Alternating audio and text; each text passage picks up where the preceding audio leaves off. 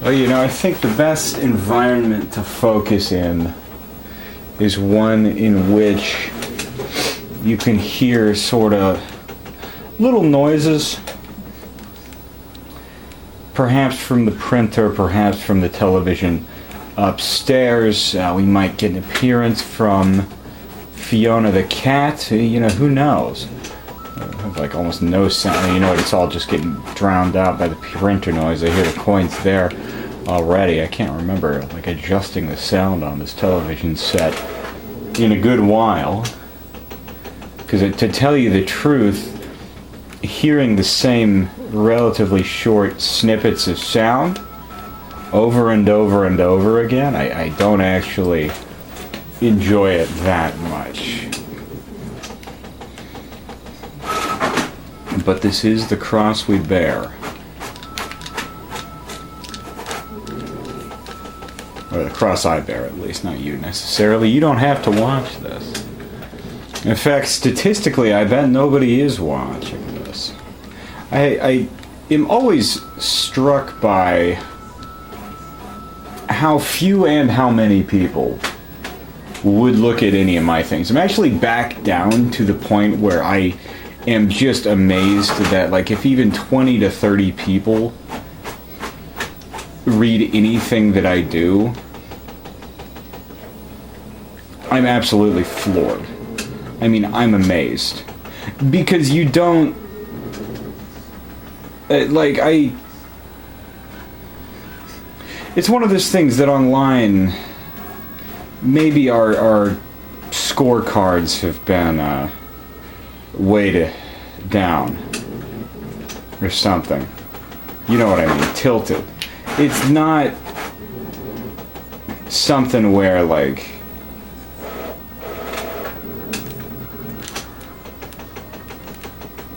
Like, I know that Mr. Beast guy gets like 1 billion views. Just for whatever he does. And he seems to be pretty good at what he does. So, like, that's not to cast aspersions on Mr. Beast. The Honorable Mr. Beast of, you know, candy bars you can buy at Walmart. I don't have a candy bar you can buy fucking anywhere.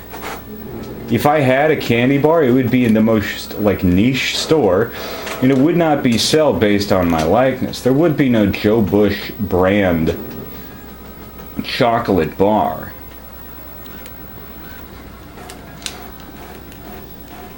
And to be fair, like, Mr. Beast is probably the only guy sincerely starting sincerely not to mean that he is doing the beginning of the candy bar, or that other people are doing it ironically, I suppose.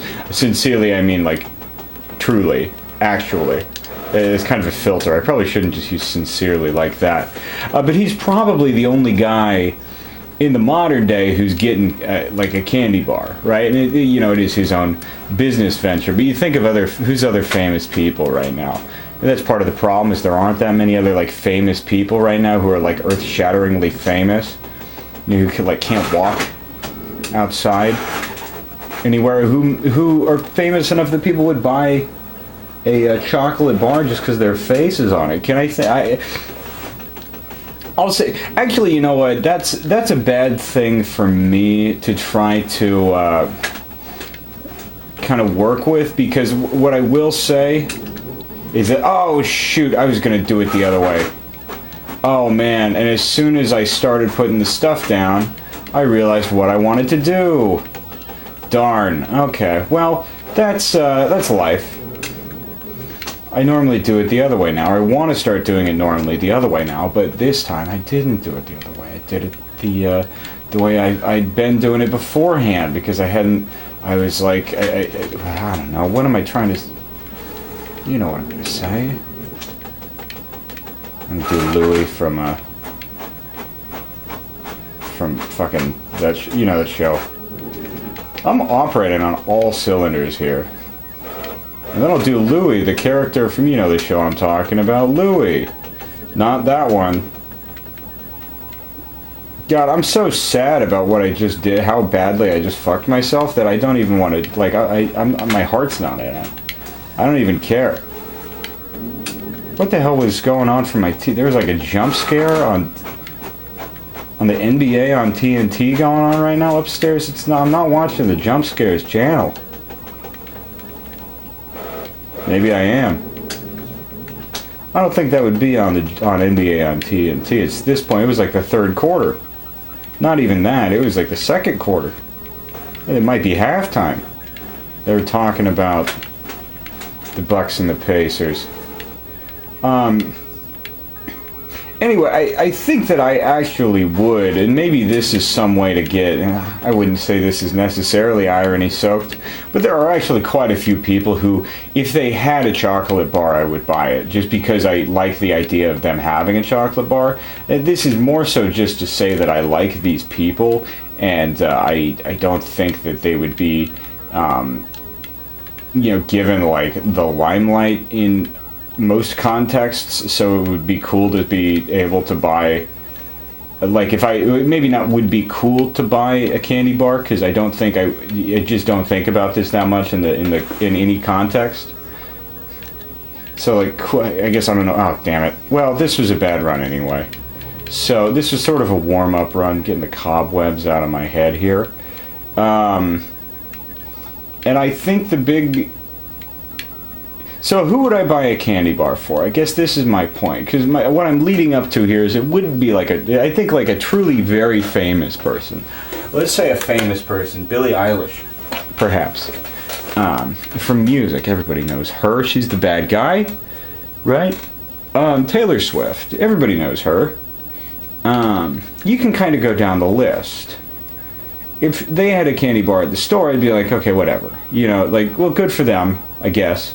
But I'm not really thinking about a candy bar as something that other people are doing. And, I know Mr. Beast, that's like his venture. That's like him, that's like if, that's his, Jimmy or whatever his real name is. I think his name is Jimmy. His character is Mr. Beast, or his product is the Mr. Beast show, right? And so it would be like if Max I should think of somebody more recent than Max Headroom. I was going to say Gallagher. He's dead. He's older than Max Headroom. He's less significant than Max Headroom is. He's less relevant to the kids and the teens now than Max Headroom was. But somebody who like plays a part in something. I'm not talking about like even like a Mike Trout or somebody like that. Who's somebody akin to Mr. Beast that isn't just another type of Mr. Beast, perhaps from a different. Damn it, because I'm like Borat, but that's different. That's kind of interesting because the other thing is like when you watch I don't really watch his videos, but I've read, this is the most millennial city dweller, or college town dweller thing of me, I suppose. But like you watch it, I've read Harper's Magazine profiles of him, or New York Times Magazine articles about him. I think it was Max Reed who I like as a writer, which again does not necessarily help me in the case of proving to you that I am not some like urbane liberal guy from the early 2010s, but I think those guys kind of had a good way of living, though. I think those guys kind of understood something. I like having a magazine.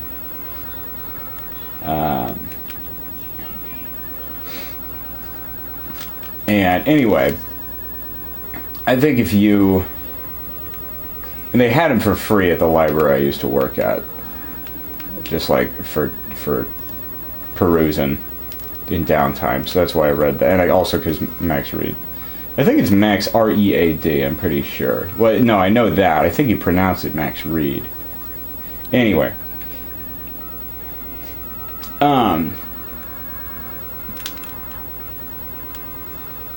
because like you go to the Mr. Beast channel, right? And you are getting something that I think inherently this guy is doing a bit of a playing up of a character, but it's also close to who he is in reality. So maybe it would have to be like a Howard Stern. Well, no, again, Just like, I'm trying to think of topical people who the kids would understand. Oh, I guess that did actually save me some time. That's the only time I've ever done that, where you like crash into the end there. So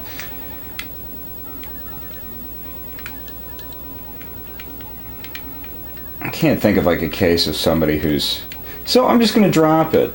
I'm just gonna like. Why is it so hard for me to think of somebody akin to Mr. Beast?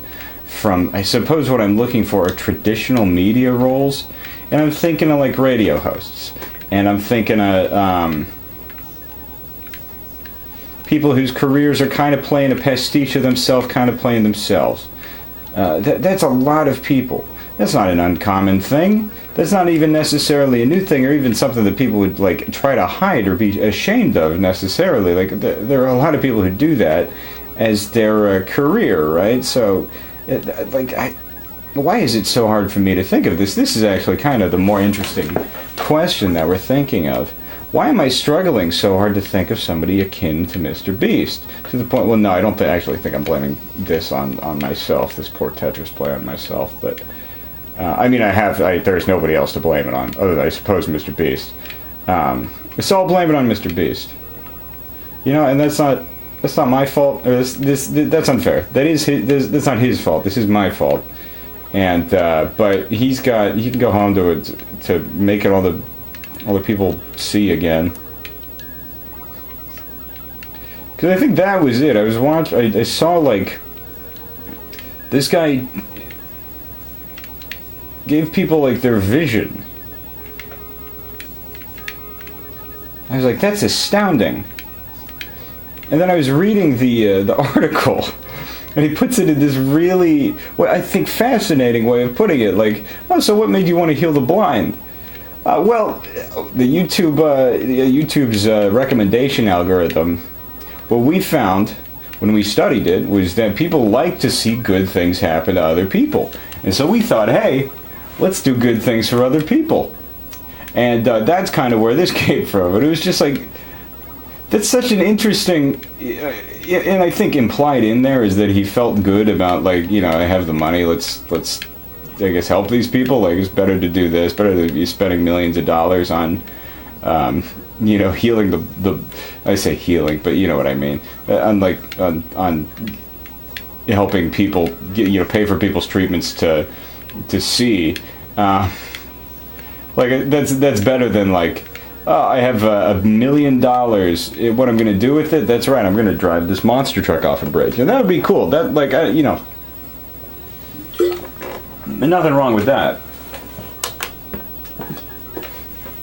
But that's like something you do because you know people online are going to want to watch it.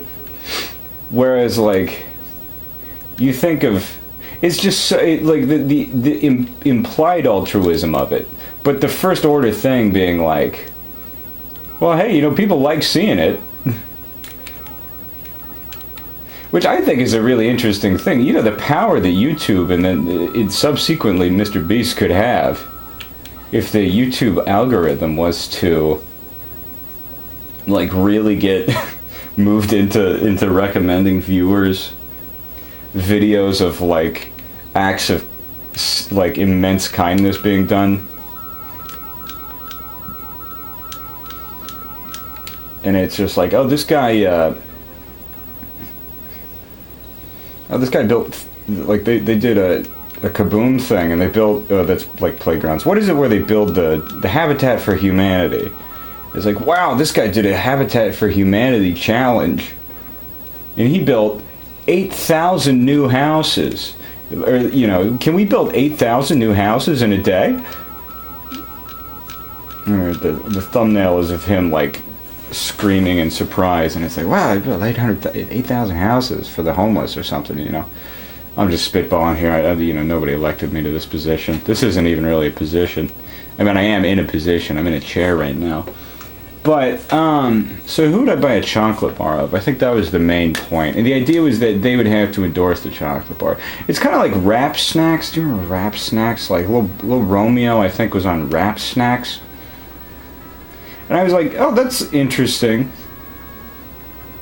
Now, it's not going to get me to buy the snacks, but I imagine if it was because like he was not necessarily at the time. It was not like when Lil Romeo was at like the peak of his popularity. It was like 2014 when he was, and there was just like nobody was buying the Lil Romeo tracks, and so I was thinking of that like. So it would have to be like, I don't know, a musician I liked, or like Kevin Barnes. If there was just like, oh, Kevin Barnes is chocolate, probably wouldn't buy that actually. Now that I'm thinking about it, because I wouldn't trust it.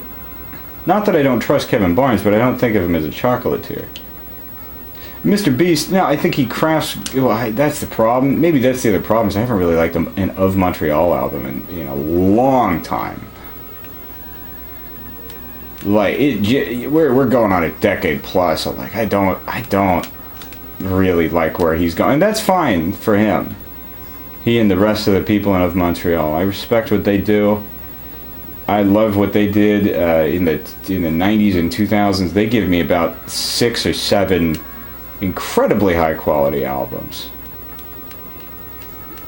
I got nothing but thanks and praise for him. Who am I to be disappointed that the sound's gone in a direction that I don't really care for anymore? And it's not like I'm given a really keen listening ear to new Of Montreal albums. I don't think I've honestly, I mean, really liked an Of Montreal album since 2012, since Paralytic Stalks. And even that, man, that was on the cusp. I don't think that was that good of an album to be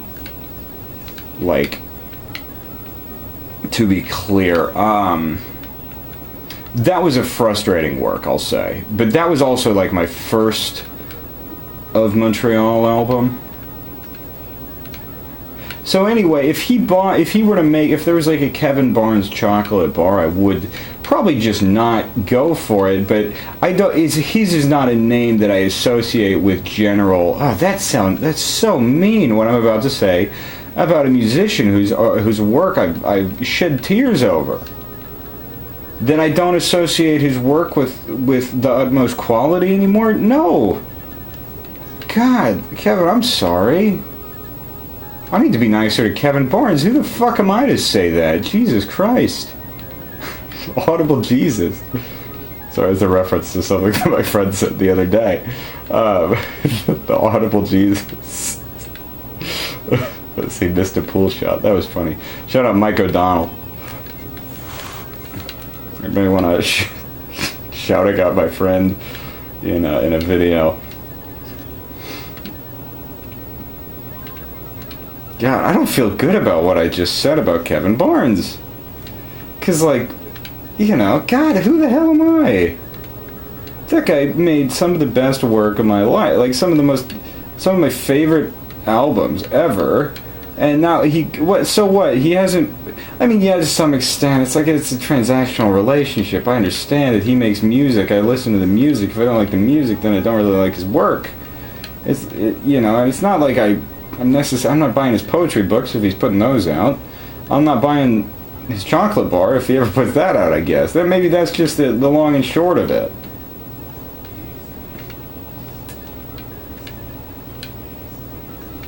Here's somebody whose work I do still. Inspectah Deck from the Wu-Tang Clan, like in Czarface. I like their work. If they and that would make sense actually if those guys did, like, because it's like, okay, yeah, you can see how they're business guys. By description of the guys in Czarface, they're business guys. If there was like it was like a.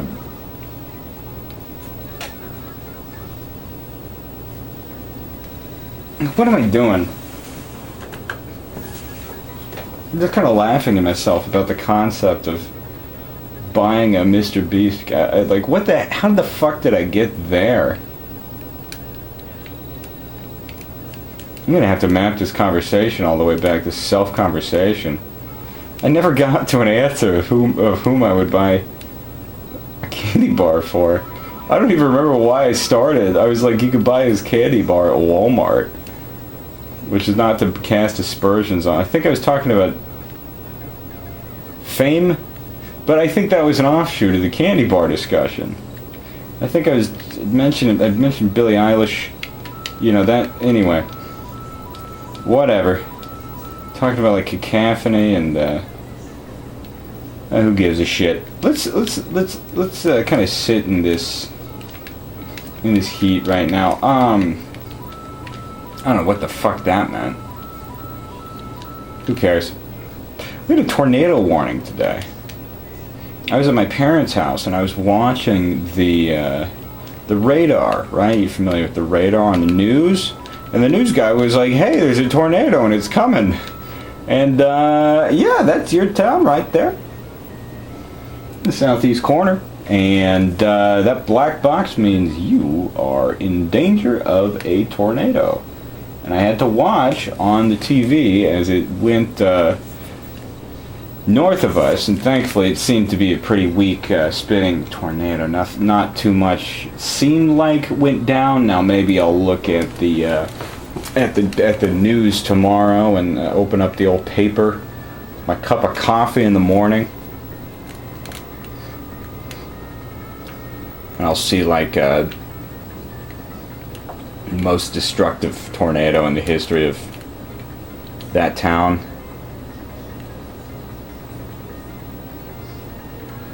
But I don't know. I suspect that I won't. From what it seemed like a fairly weak tornado. Now maybe the winds around it were worse. Maybe it's like down to power lines. You hope nobody died. So, anyway, God, I cannot get out of my way. I'm so worried about ever like saying something crude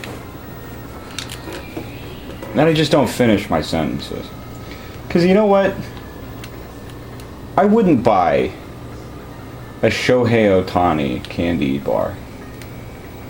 I respect the guy, I respect the way he plays the game of baseball. He's a tremendous player. I got to see him live one time. That was really cool. He's probably one of the best athletes I've ever seen live. I have seen Lionel Messi now. And he's probably almost certainly the best. But Shohei was up there as well. That was cool. I saw him and Mike Trout when they were both playing on the Angels together back in 2019. And Albert Pujols as well. It was very nice. They were playing like the Mariners. Not too many great players in the Mariners at that time. Then... I probably wouldn't buy a Kevin Barnes chocolate bar. A Joe Rogan from the Joe Rogan Experience podcast? Probably not. That guy's famous. He's not really doing a bit. He's not doing like a character though. Because who am I thinking of? Stephen A. Smith? As like a person who sort of is performing himself, but in a kind of an exaggerated form. I think that might be it. I was probably onto something when I said like like Howard Stern as an example, because I think maybe the YouTuber and the shock jock I think are kind of one and the same, right? They have that built-in.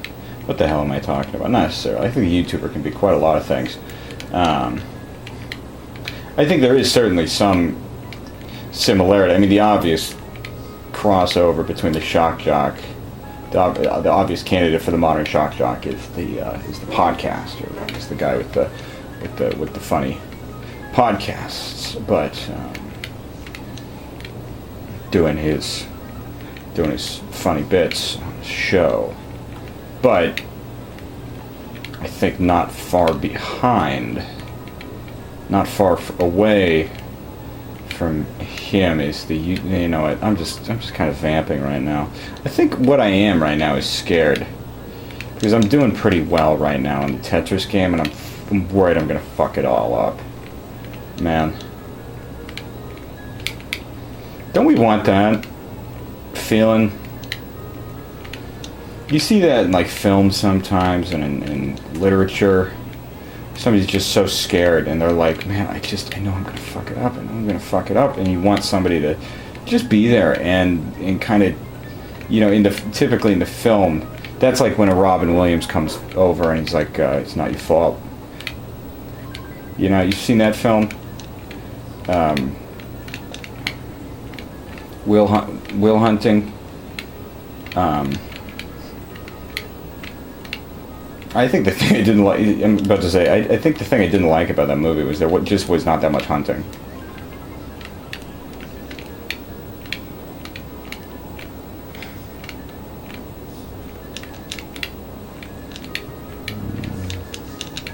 Oh, fuck. Fuck, don't do this to me, god damn it. You, son of a bitch.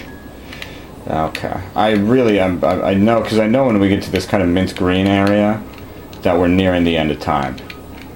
Almost certainly. And I think I panicked a bit there, but it really didn't give me enough for a, yeah. Okay, well, we got a 3-piece at the end. That was probably pretty good.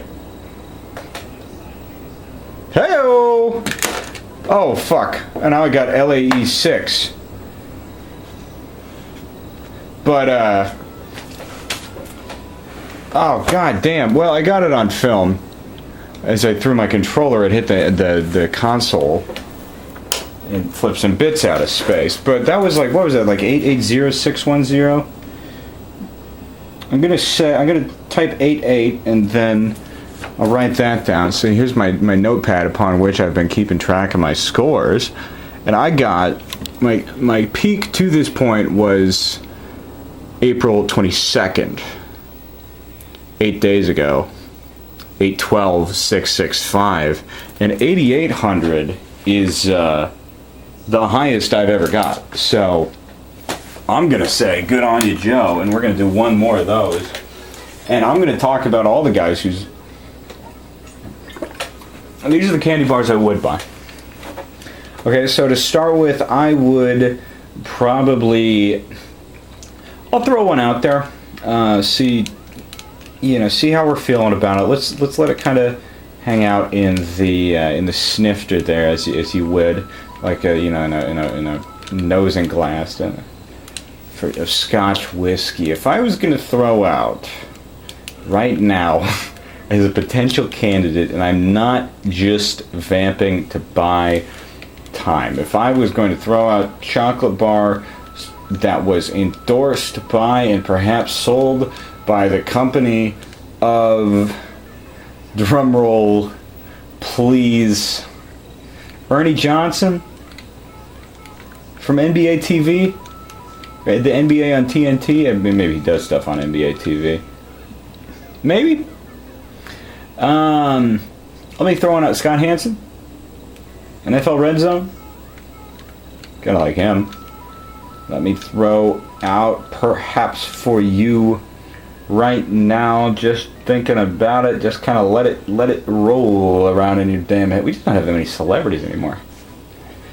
What happened to the celebs?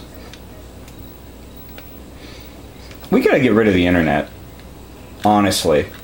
Because for one, like, the internet's letting me do stupid shit like this, and I can't believe that this would be even remotely a good use of my time. I want to go back to my ancestors. I'm thinking of the German guy who came over to Indiana in the early 1800s and got to farming. And maybe he would, like, I'm sure he would enjoy this more than, like, the farming. And maybe he's here, maybe he's up in heaven right now. That's got to be terrifying if you're... Okay, let me finish the prior statement. Maybe he's up in heaven right now watching me waste my fucking time away playing these video games. And he's like, oh, well, good for him, honestly. I would have had to be asleep by now. But he's just playing these games. He looks to be, he's building a skill, I guess. Or something. I don't know. But I doubt that. I mean, I think if that was an aspect of heaven, I would be doing that. That would be like my number one. Well, Would I want to do that? Now, do I particularly? Because also you got to realize, like, that guy, he's got. Yeah, I assume this is all happening in real time as well. That first ancestor in the United States, I might be one of, like, I don't know how many living ancestors there are, or living descendants of that guy there are in the United States, but it's been 200 years. People used to have much bigger families. There's a lot of us walking around right now, so he's probably not got that much time. Maybe he's doing a cursory check. Let's go check on Joe Bush, on Kansas. Yeah, still doing the Tetra. Oh, damn, 8,800. That's pretty impressive. I think that's his personal best. Well, good on him. You know, he's probably not that critical of me, I imagine. Maybe he is, though. I don't know. I do have to imagine. I had this thought here, though, right now, because, like, I'm not a particularly religious person, and I have to imagine there's got to be something kind of terrifying about if you're in heaven watching your like, descendants, right, go about their days and their lives, and you can tell, like, if it matters that I'm religious or not, that I'm, like, super religious or not, if I get into heaven or not. So if, like, the way that I'm living life right now, if this is, like, sinful enough to the point that I'm gonna, like, go straight to hell, which I honestly I don't agree with, but I get it. You know, like, I don't think it should be that simple, because I feel like I live a pretty morally decent life. Like, I'm not Joan of Arc. Why do I always go to her? I'm not, you know, I'm not perfect. I'm not a perfect person. I'm kind of like the guy from Hoobastank in that regard. And is that gonna work? Damn. Ugh. Well, you had to go out on top. But the thing is, I'm not gonna let myself go out on top. I'm gonna do another one after this. That's gotta be awful. That would be hell in and of itself, to watch your descendants fail to do enough to get into the kingdom of heaven. Oh my goodness. So maybe that wouldn't be that good of a thing to be able to do. Now, I think it would be worse if, like, fairly mundane stuff, like what I'm doing now, is, you know, like, because I gotta say, I don't know all of the other people who are descendants of the first guy who was in, America. John was his name. Or Johann, I believe was his name. He was a German fellow. But I gotta imagine some of them are doing worse stuff than I am. Like, my bad stuff is just like, he's all gonna be didn't go to church enough. I don't know what the hell, like, I'm not doing any of the heinous stuff. 592, I was like, oh, this sucked. I'm fucking awful. I had to give up on the entire endeavor. Then I'm there at 592, are you kidding me? I'm so good at this. You know what, Johan, if you're not happy with me for this, then, like, that's unfortunate. So I don't know the name of the first ancestor on my maternal side. You get to, like, learn language. I can't imagine. I don't know, man. They're really unspecific about what happens in heaven in the Bible, I think. I haven't read the Bible, though, and that seems to be, I gotta read the Bible. Man, I got time. I'm not gonna take another class in the fall. I'm just gonna work. I mean, that's what I'll do, is just, like, read the Bible. I don't really want, maybe they could take a Bible reading class. They probably offer those. Take a theology class on the Bible. Take, like, Bible Study 101 or something. Maybe, I'm sure the church has, like, a Bible studies group. It's probably even free.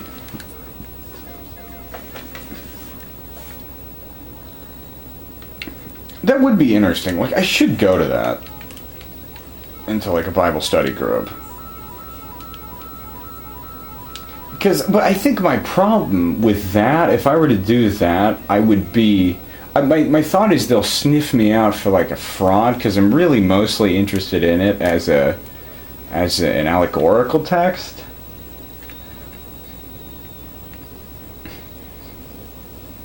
That's got to be some sort of an asshole move to walk into a church and be like, "Yeah, I'm here for the Bible study." Now, I don't believe in any of this shit. No, I guess I wouldn't be saying that.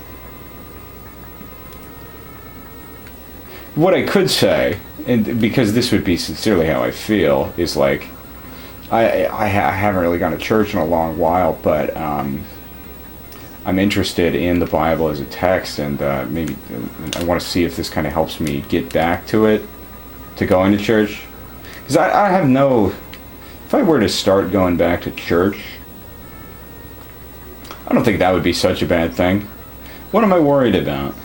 Church people aren't going to bully me. The internet people, are they going to bully me?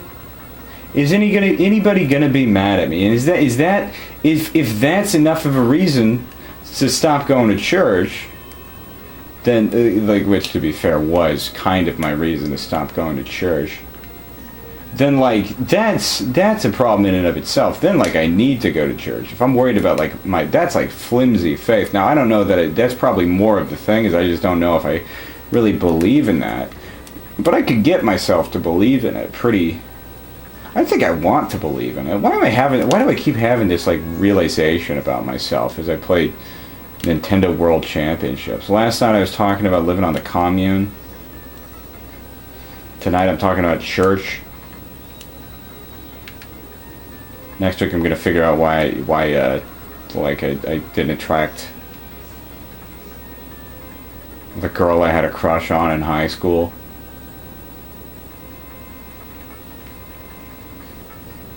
I actually think I know that one pretty well. I was really too much.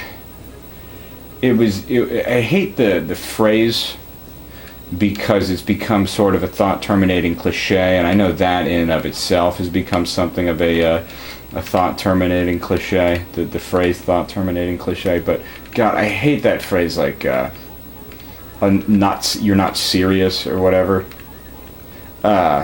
Because that came from a show I didn't watch, which is not a high bar for anybody. To be a show that Joe didn't watch is basically, at this point in history, to be a show broadcast at any point, anywhere, on any network, or any streaming service.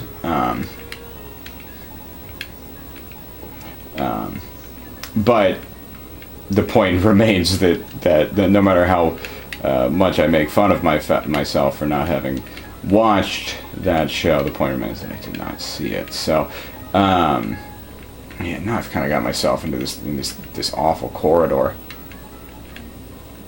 What am I doing? Yeah, you can't just keep stack them to the heavens. Stack them to the heavens. I could write a song called "Stack 'em to the Heavens." What more do they want? I'll just do Marshy. I'll just do Marshy jokes. I'll do old Homestar Runner jokes for the remainder of this. God,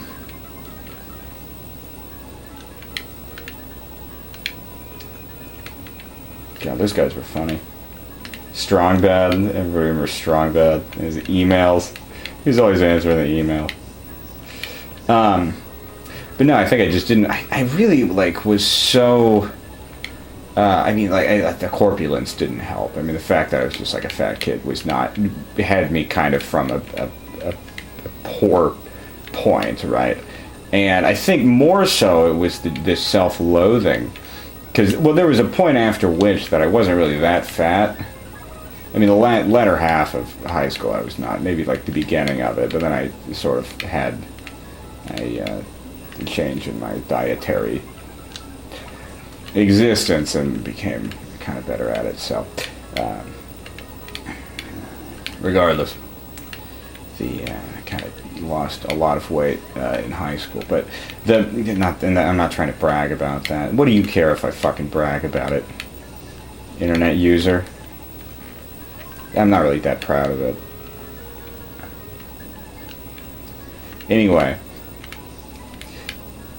so I would go to church, I think, and because what I would say is like the first time that I won't say that I stopped going to church the first time because I was scared of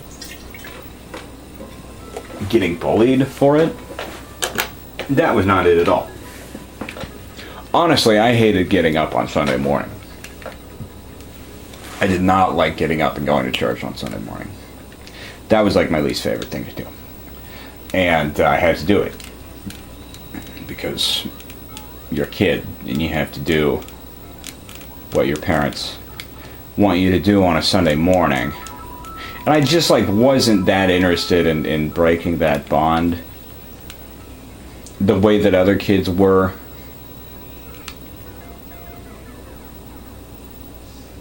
You know?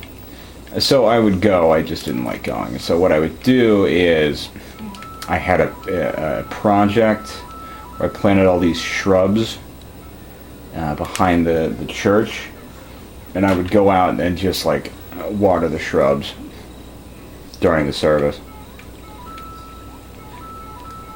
Which, looking back at it, man, just sit through the fucking service. Even if you don't, like that was my thing. I just never had the thought to be like, oh, just listen to what the guy's saying. Just pay attention to him. I hated the fact that I was there so much that, like, I like rhetoric. I like oratory.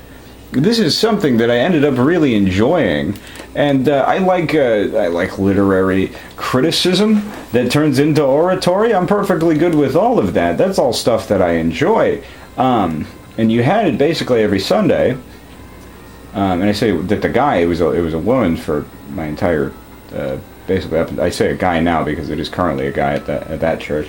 But just like, listen to what she had to say. If I could go back in time, find me at like 17, just like, I don't know, maybe you're not going to find something, but just like, I don't know, approach it critically. Don't like approach it with just like, I'm going to think about something else the whole time. But they can't get me in my mind. And meanwhile, she's talking about, like, you know, resilience and the importance of loving one another. Stuff that, like, even if you didn't believe in a God or you didn't believe in the stories told within the Bible are lessons that you could positively apply to your life. Instead, I was like, I don't think so. I'm going to think about the NFL draft. And then I'd think about the NFL draft. And,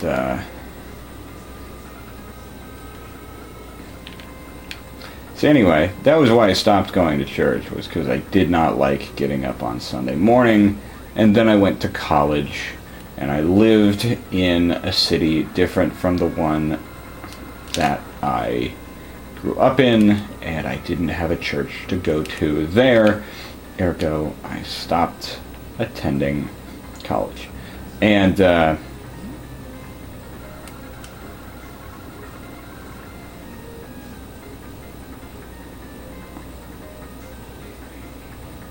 that's the story of why I quit going to church.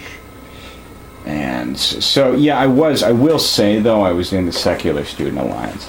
I was kind of waiting for a good moment to drop that, because I think it's a really funny part of my history, honestly. Like, just it is hilarious that I was in the Secular Student Union in high school. It was very funny that I was a member of the Secular Student Alliance was the name of the organization. It was a group of atheists and other religious skeptics, which at the time I partook in because my friend had chartered this group under some, not a lot of, well, actually I think we were a bit disappointed by how little consternation we got. We didn't really get any, like, we honestly expected the Fellowship of Christian Athletes to put up more of a fuss than they did. And I think we were a bit blindsided by the fact that they were not, like, cool with us. necessarily, but we just didn't matter to him. And that's like a hard thing to learn as a high schooler. It's just like, I'm trying to rebel against you, you know. You're not honoring my rebellion. You're supposed to be upset about this. Like, I'm doing this because I think it'll piss you off. And like, now that's a discussion in and of itself, isn't it? Was our point there just to like piss certain people off? Now, I won't say that there were not people in the club whose kind of point in being there was maybe not to upset their parents, who were pretty straightforward about that, about this being something that could shove in the face of their conservative parents, and for what it is, for what it says. Ah, God, I've completely lost the fucking thread in Tetris here. And it really ended in this story. I think that Facebook group is still up. I'm going to go read the archives. My high school Secular Student Alliance branch. Not in like a mean-spirited sense. But in a sense of... I want to recollect what that was like, because I remember, like, there was this idea that, like, really what was so interesting about it in retrospect was we had this sense of, like, oh my God, we're doing something, like, really dangerous, brave. How's this going to play in suburban Kansas City? How are they going to take that? I mean, this is a school that wouldn't show Merchant of Venice, I think. No, that was a different school in the state. Our state, it was a lesbian romance book in the library that parents tried to get banned, and then the student and her parents were, I think, lawyers, and I don't honestly remember what happened with regards to if they were able to keep this kind of novel in the classroom, not in the classroom, or it was like available for checkout in the school library, basically, and that was kind of the controversy. And I can't remember honestly what happened with it. I do know that I may never have known what happened with it, because I don't think we ever... That was one thing. I remember we talked about the Merchant of Venice case in my high school, because it happened at a nearby high school. And then the other case, we tried to talk... Like, we never mentioned it. Like, it wasn't until I think I graduated... that I learned about the case because that was like early on in the history of the school too. I think the school was founded in like 1993. This happened in 95, maybe, not even that.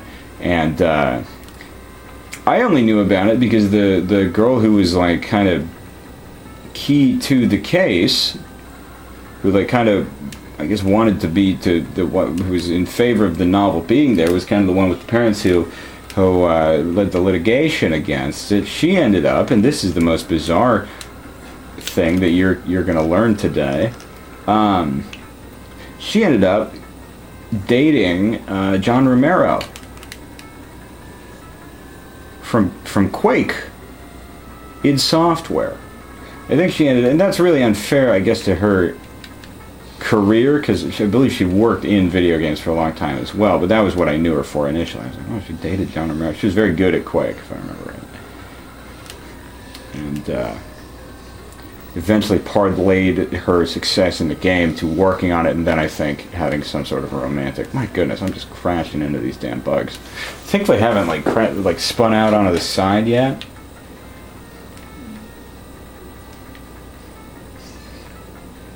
But anyway, there was this sensibility that we had. What we had was like gonna be seen as truly terrible. by people in the school and by parents of ours. And I told my dad, and he was just like, huh, what do you do? And that was really the ultimate question of the Secular Student Alliance, is what do you do? Because we ran into the central problem that if we were to be the rivals of the Fellowship of Christian Athletes, what they had was Christianity, which has its kind of central text. I believe it is known as the Bible. And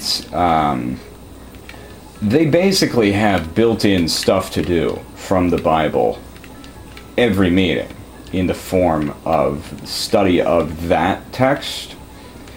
Whereas the secular students in the Secular Student Alliance just don't have a text.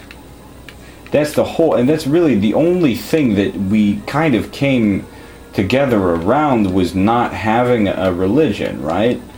And so, any other religious group, if it was the Jewish Student Alliance, they would have had the Torah, right? If it had been the Islamic Student Alliance, they would have had the Quran. I can name so many books that people study in their religions. Those are about the only two, actually. I don't know what they do in Hindu. If it were like most of these religions, if you're programming, it's like, read the Bible, dummy. Read the text.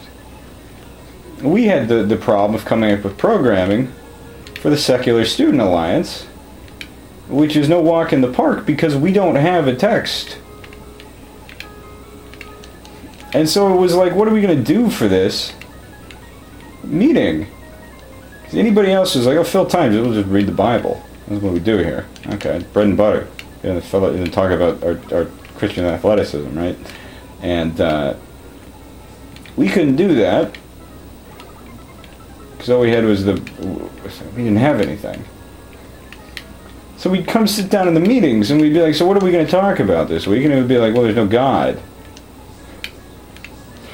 You're like, well, yeah, that's the whole point, but is that all we're doing? And that kind of was all we did. We had a teacher come in and do as a guest speaker, because we thought he was an atheist. We wanted him to talk about being an atheist. And then he was like, well, I'm not really an atheist. And we were like, oh, we thought you were an atheist. And he's like, not really. I mean, I respect that. I respect religious and irreligious freedom, but I don't call myself an atheist. And it was like, well, shit. We had just a guy. We had just a teacher who was not antagonistic, and that's hardly something to build a program off. That's hardly something to build a club around. Or the Fellowship of Christian Athletes, they can get coaches and priests. What can we get? And I liked that teacher. He was a phenomenal teacher, but he basically had to talk about atheists in history, which there certainly were, and I think he did a good job with it, if I remember right. This is not to cast aspersions on him, but it was he was just giving it from a perspective. But we didn't have a priest, because there is no priest, because the whole point is that there's no priest. This is if there was a chess club, and no, there is a chess club, but if there was a fuck chess club, what are you going and do?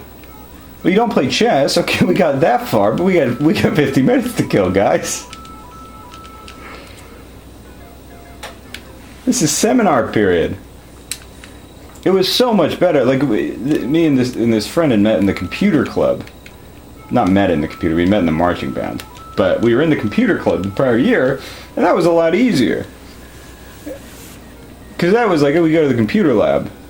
What are we doing? Well, we're going to mess around with the computer. Okay. What's a VPN? All right. And then we learned what a VPN was. How do I use Wikipedia? Okay. Secular Student Alliance, man, it was like, what are we to do? You just like kind of sit there in the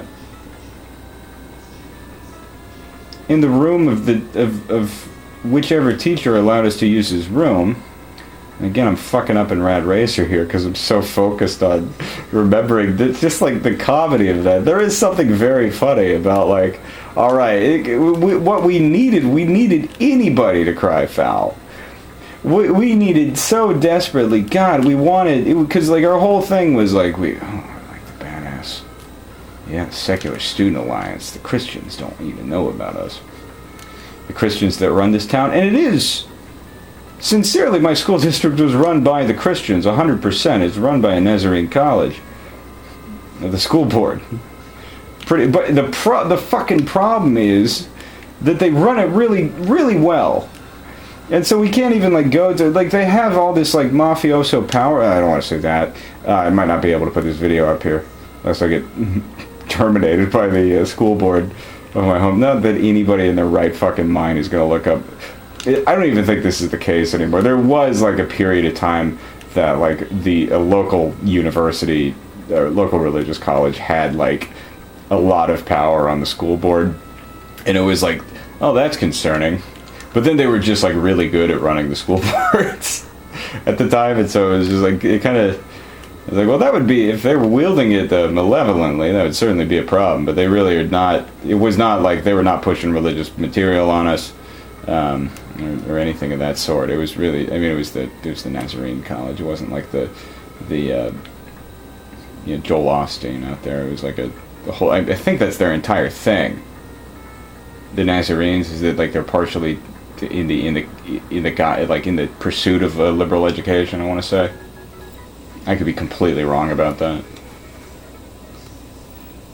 but that's like a core tenet of theirs, is like supporting education. I could be totally talking out the side of my neck there, though. Anyway, our whole idea was like that was not our whole idea, I suppose, and that's being uncharitable too. Again, this group of people with whom I was friends in high school. But what better pastime is there for a male who grew up in the suburbs than to laugh at what he did in high school? Now you see what I did there in Tetris. It was probably a mistake, and Jesus Christ, now that, oh my goodness, see, that was the whole thing, and then I'd still be saying Jesus Christ, because that's a really good phrase to say when you're upset about something. And you know, I don't know. Okay, well, nix that one. Move on. Next one. Goodness. In your life, have you ever seen a shot like that? You know, this is just, pain and suffering and etc. and so on and so forth for doing this. I need to go to bed. But that was really, and so the group, what we needed was for anybody to be upset by us. We needed somebody to feed into our rebellious side. We needed somebody to say, like, what you are doing scares us and or offends us at some level, and we need you to stop. Because I think then we could have put something together. But what we got was, oh, you don't okay. What do you do? We haven't really figured it out yet. Oh, okay. Well, it seems like kind of a core problem there. So you don't really have anything, because like the Christian kids, they can read the Bible. And I was like, yeah, we don't really have a Bible, do we? It's like, yeah, is there an atheist? And I was like, is there like a Bible for the atheists? And they're like, Carl Sagan? I was like, we're not going to read about the fucking stars. What are we, nerd? That's astronomy club. That really was our issue. So I am curious about the Secular Student Alliance now. I don't know if it's still going. Certainly at my high school, maybe that's what I could do with my time. Instead of doing this, go volunteer go start working at a high school and be like, y'all house the Secular Student Alliance, fuck it. But be warned, we will do stuff. All right.